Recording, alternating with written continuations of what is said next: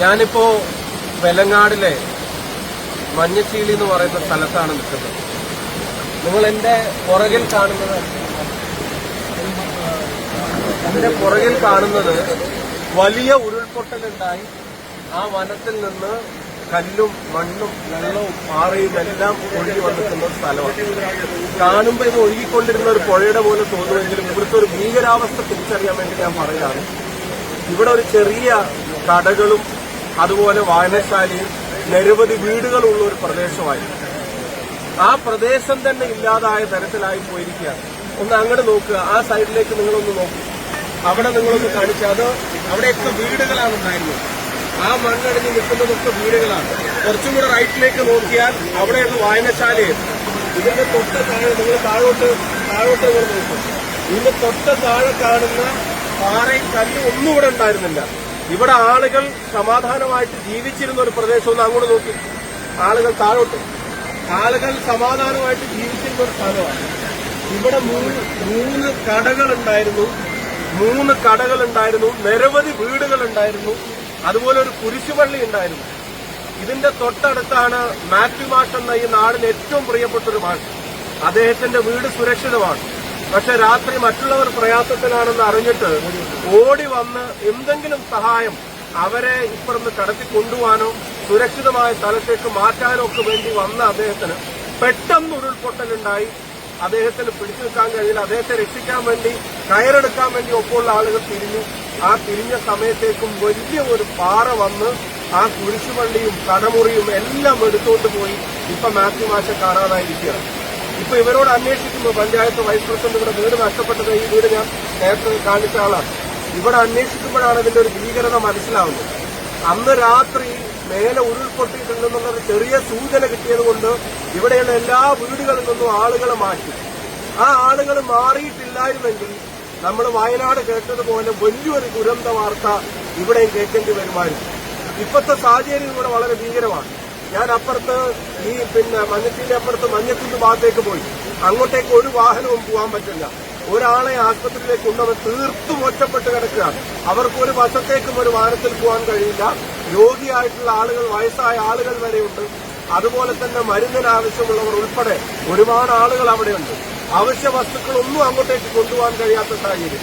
ഇപ്പോ fire and റെസ്ക്യൂവിന്റെയും NDRFന്റെയും team നമ്മൾ ആവശ്യപ്പെട്ടതനുസരിച്ച് അവരെല്ലാവരും വന്ന് ഇപ്പോ ഒരു താൽക്കാലികമായിട്ട് എന്തെങ്കിലും ഒരു ചാക്ക് അരിയോ ഒരു ക്യാൻ വെള്ളമെങ്കിലും കൊണ്ടുപോകാനുള്ള ഒരു സാഹചര്യം അവിടെ ഒരുക്കാൻ ശ്രമിക്കുന്നുണ്ട്. അത് ഏതാണ്ട് ഇന്ന് പൂർത്തിയായാൽ നമുക്ക് കുറച്ച് സാധന സാമഗ്രികൾ ഈ പ്രദേശത്ത് വേണ്ടിവരും എന്ന് മാത്രമല്ല, ഇവിടെ വീട് നഷ്ടപ്പെട്ടവർക്ക് ഇവിടെ ഇപ്പൊ ഞാൻ ഈ നിൽക്കുന്ന സ്ഥലത്ത് എന്ത് നഷ്ടപരിഹാരം കൊടുത്താലും ഇവിടുത്തെ ആളുകൾക്ക് ഒരു വീട് പണിയാൻ കഴിയാത്തൊരു സാഹചര്യമാണ്. അതുപോലത്തെ ഒരു ഗുരുതര സാഹചര്യത്തിലാണ് ഉള്ളത്. തീർത്തും ഒറ്റപ്പെട്ടിരിക്കുകയാണ്.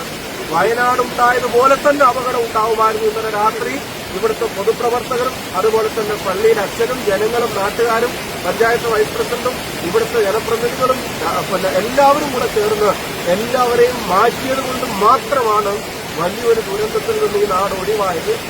അതിന്റെ ഇടയ്ക്കും മാറ്റിമാറ്റ് കാണുന്നില്ല എന്നുള്ള സങ്കടം നാടിനൊന്നാകെയുണ്ട്. അപ്പോൾ വെലങ്ങാടിനും കുറച്ച് ആവശ്യങ്ങളുണ്ട്. ഞാൻ നിങ്ങളെ അറിയിക്കാം. വഴിയുടെ കാര്യം ഇപ്പോൾ തുടങ്ങി വെക്കുന്നുണ്ട്. ഒരു മെഡിക്കൽ ടീം ഇങ്ങോട്ടേക്ക് വരാനുള്ള തീരുമാനങ്ങളായിട്ടുണ്ട്.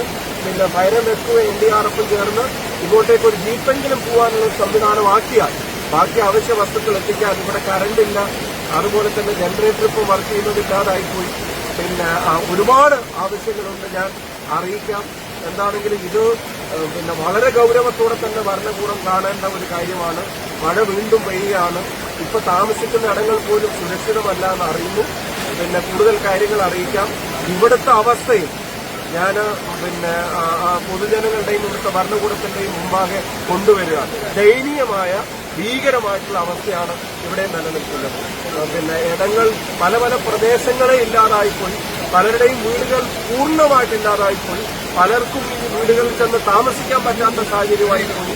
അവരുടെ കൃഷിയും കടയും മറ്റെല്ലാം നഷ്ടപ്പെട്ട ഒരു ജനത ഒറ്റപ്പെട്ട് നിൽക്കുകയാണ് വെലങ്ങാട്.